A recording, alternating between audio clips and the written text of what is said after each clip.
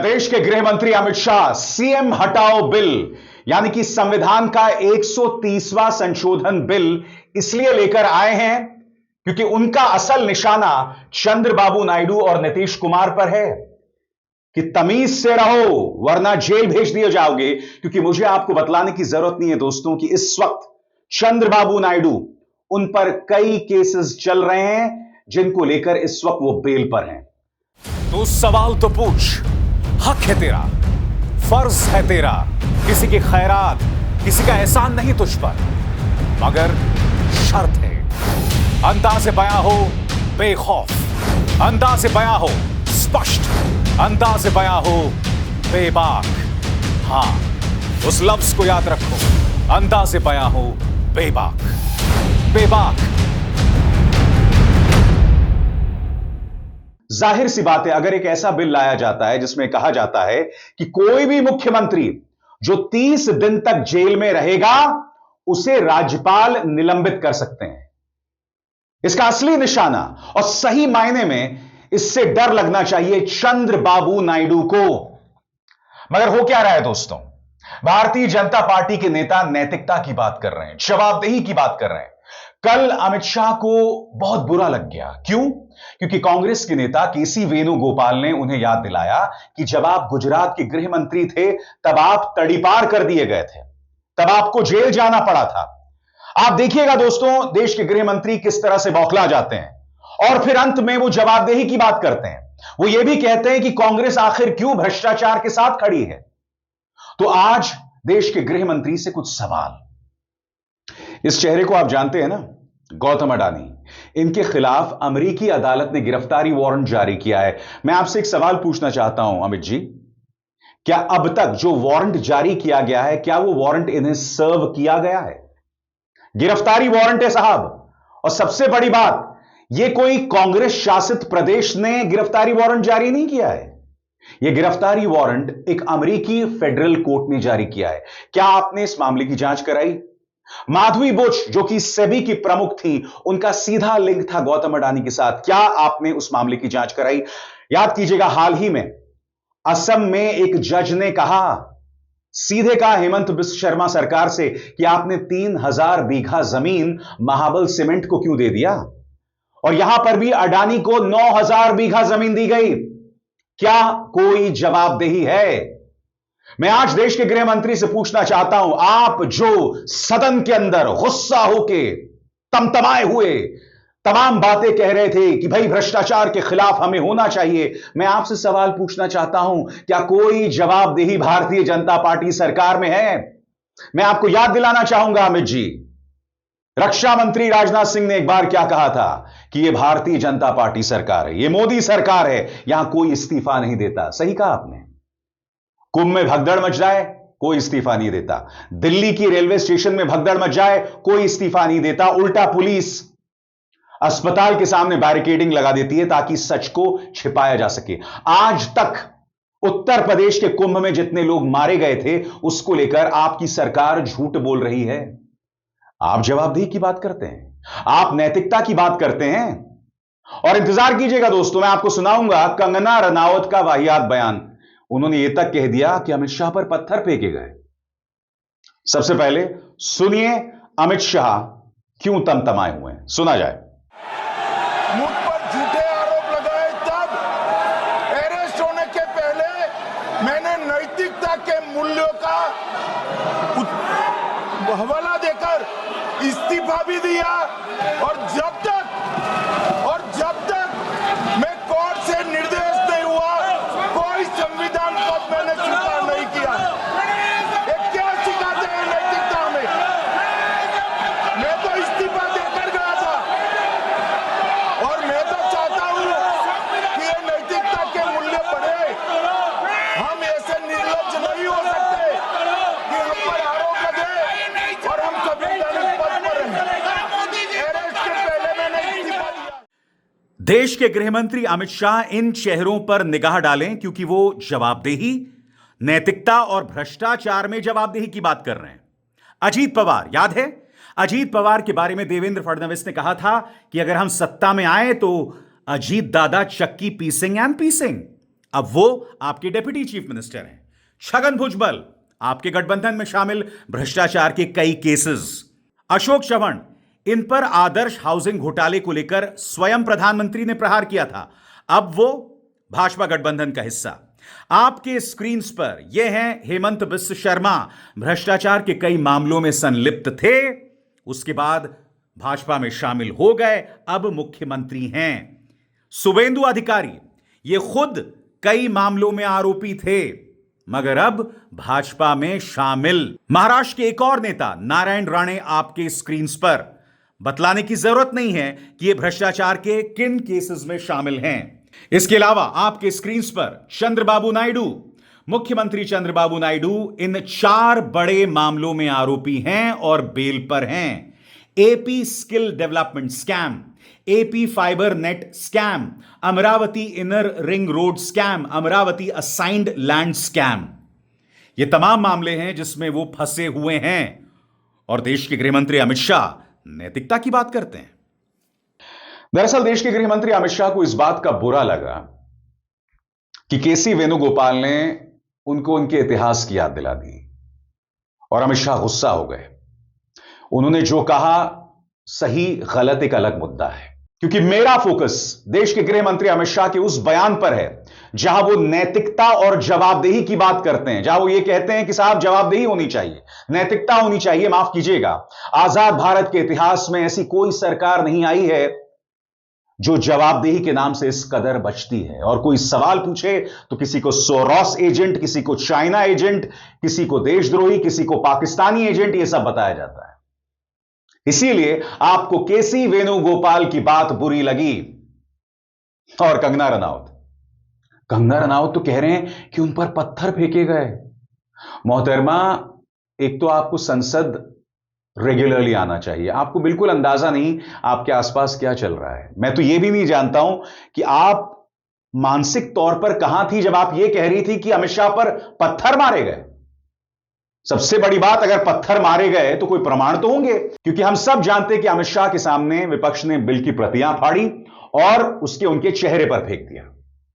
और मैं इसकी आलोचना करता हूं, इसे करने की जरूरत नहीं थी, मगर पिछले कुछ दिनों से हम ये लगातार देख रहे हैं। और जब भाजपा विपक्ष में थी वो भी ये हरकतें करती थी। मगर सुनिए मोहतरमा कंगना रनावत क्या कह रही हैं। जिस तरह की आज घटना हुई थी पार्लियामेंट में, आप लोग थी, क्या हुआ था? नहीं तो जिस तरह से हमने आज जो दृश्य देखा पार्लियामेंट में, कोई भी सभ्य समाज जो है उसको देखकर मैं कहूंगी कि शर्मसार हो जाएगा। जो विपक्ष के नेता लोग हैं वहाँ पे आके जो हमारे माननीय गृह मंत्री जी हैं, जब वो बिल प्रपोज कर रहे थे, उनका माइक निकालने की कोशिश करी और तो और वो बिल फाड़कर उनके मुंह पे मारा।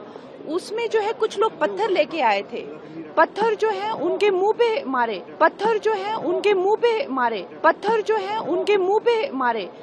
इस तरह से उन लोग इतना ज्यादा वायलेंस जो का जिस तरह से दिखा रहे हैं, मुझे तो लगता है कि हमारी पार्टी के लोगों ने बहुत संयम दिखाया, बहुत ज्यादा जो है एक कंपोजर दिखाया, लेकिन कब तक ये वायलेंस जो है इस तरह से दिखाते रहेंगे। और आगे बढ़ने से पहले एक जरूरी संदेश, मेरे कार्यक्रमों के लिए आप नोटिफिकेशन का इंतजार मत कीजिए, मेरे चैनल में जाइए और खुद जाकर कार्यक्रम देखिए और रहिए अपडेटेड। और हां, ज्वाइन कीजिए मेरा चैनल, देखिए यह जरूरी संदेश। स्वतंत्र और आजाद पत्रकारिता का समर्थन कीजिए, सच में मेरा साथी बनिए। बहुत आसान है दोस्तों, इस ज्वाइन बटन को दबाइए और आपके सामने आएंगे ये 3 विकल्प, इनमें से एक चुनिए और सच के इस सफर में मेरा साथी बनिए। मगर विपक्ष ने इस मुद्दे के मर्म को पकड़ लिया है।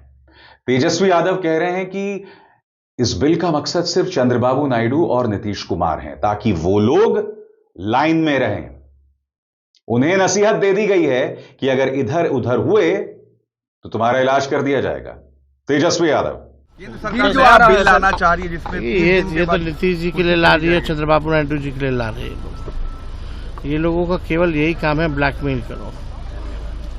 ईडी के केस में PML एक्ट लग जाए तो बेल तो हो ही नहीं सकता जल्दी। तो ये सब तो टॉर्चर करने का काम कर रहे हैं।